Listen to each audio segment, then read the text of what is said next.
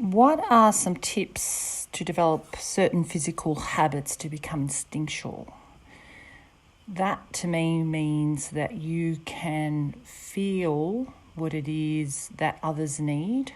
You're aware of your environment. You're aware of what needs to be said and the intention and the purpose.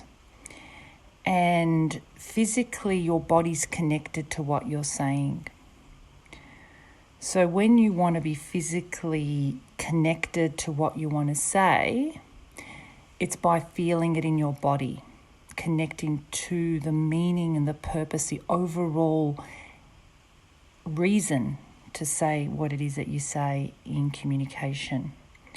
Not just by thinking about it, but actually feeling the overall impact of what that does for people, or how it solves a problem, how it actually changes structures. So by feeling it, you can then almost bring it out of your body with gestures, facial expressions, voice tone.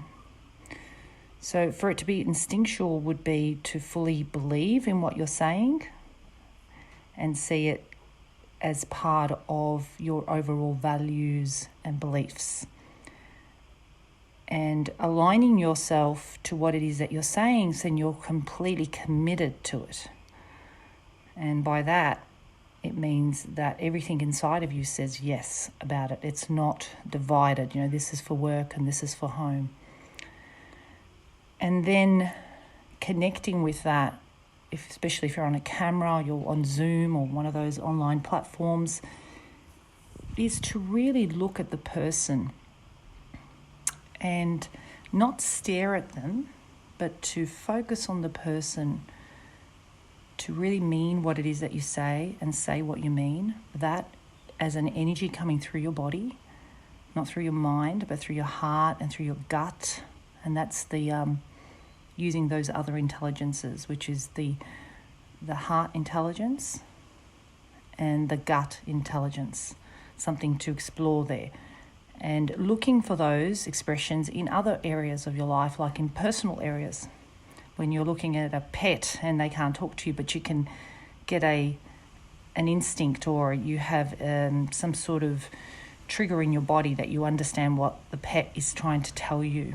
Or a baby that can't communicate in words. Or when people walk in a room and you can sense there's something going on. So that's using your gut and your heart, not necessarily your mind, because you don't always have words.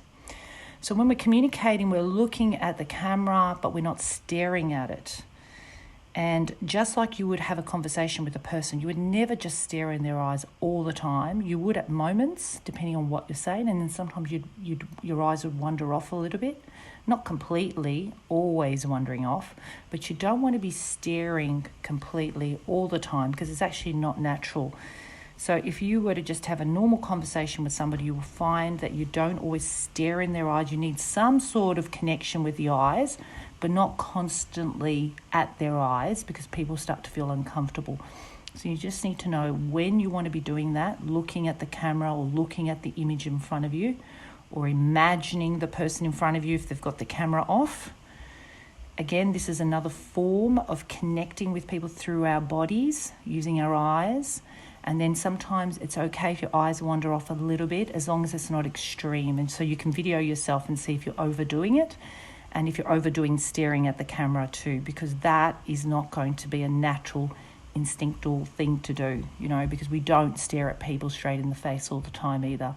And we can still give the signal, I'm here with you, and I'm still connected to what I'm saying without staring at them constantly. And usually the real focused eye attention is when there's something that's quite important in the content of what you're saying. But the slight moving off the camera eyes would be quite natural as a physical habit too, that it's not that you're constantly staring. Okay, hope that helps.